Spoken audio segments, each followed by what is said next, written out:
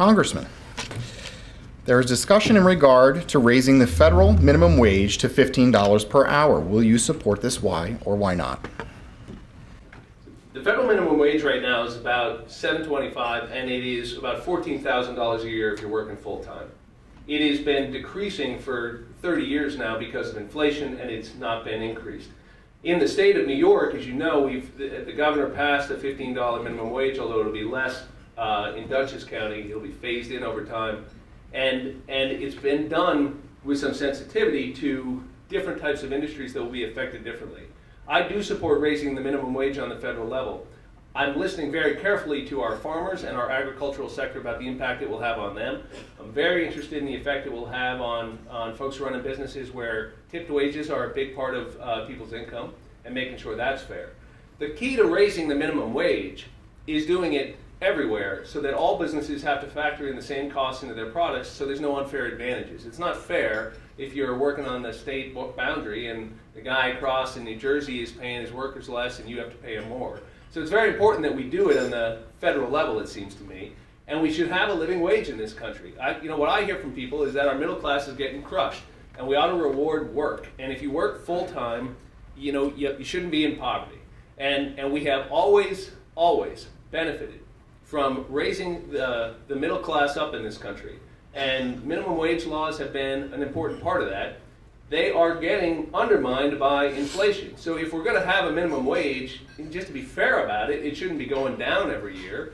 And because we haven't increased it in so long, people have fallen so far behind. It's one of the reasons you see people, getting so angry and feeling so shut out, is that they don't feel like even though they're working, there's a place for them in this country. I want moms and dads who are working full time to be able to open the fridge and not worry whether there's any food or not. I want them to be able to look forward to retirement and maybe having a little time with their kids on the weekend. And supporting work through a minimum wage is part of that.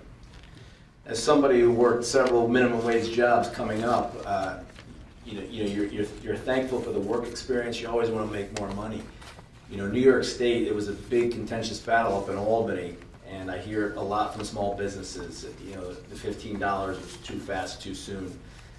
Federally, it wouldn't really impact just because they're not going to go beyond that, so it wouldn't impact New York, which would be my prime concern. We got to look at the minimum wage too. I mean, you look at the statistics. I think it's 2/3 of people who are working minimum wage jobs. It's a second job, or it's a job that's a part-time job, and more than half of them are are 16 to 25. Doesn't mean that they need more wage and stuff like that. But once you start mandating, you got to look at the effect, and it's killing jobs, and it is, because labor costs are the number one cost of most small businesses. So you have to work with the businesses. You have to have offsets. Back to the employer mandate. I just wanted to be more eloquent with my position. I certainly understand. I'm a father of 3. My wife left a good career in sales to be home with our family. She runs an online fitness business as well. There's nothing more important than being with your kids, especially in the early ages. So I'm very sympathetic, and we have to incentivize employers. I know government, you get time off, and most employers do. To mandate it is where I get a little concerned. Sean was talking about long-term health care. My 99-year-old great uncle was a Bronx cop who lost an eye. He fought in Iwo Jima. He was like a father to my mother and her 7 siblings who they grew up in the South Bronx, dirt poor, so she's loyal to him and she's taking care of him. She doesn't have any help. I think when you have situations with long-term health care, you want to keep people out of nursing homes for the cost, because you're talking $12,000, $13,000, $15,000 a month. Medicaid will end up paying for that, so to protect taxpayers, to help the families, and to help the person to stay in the home. It's something we should encourage, and you can do it through the tax code, and the same thing with child care.